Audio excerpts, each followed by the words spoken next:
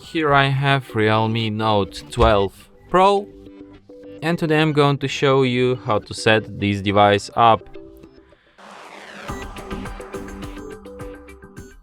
So firstly you have to tap on this arrow key here, then you have to select preferred language, so let's speak English, then tap on the arrow key, then select your region, could be Austria.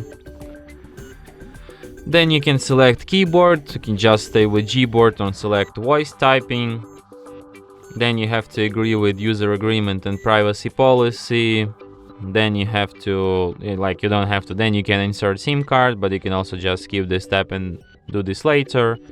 Then you can connect to the Wi-Fi, but you can also skip this step and do this later. Then you have these Google services, which I suggest you to turn off and tap accept.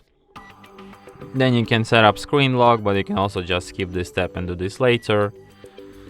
Then I suggest you to disable all these switchers here, they're not essential. Then you have to select default launcher. I suggest you to use app drawer. And setup complete, you're ready to rock. And that's it.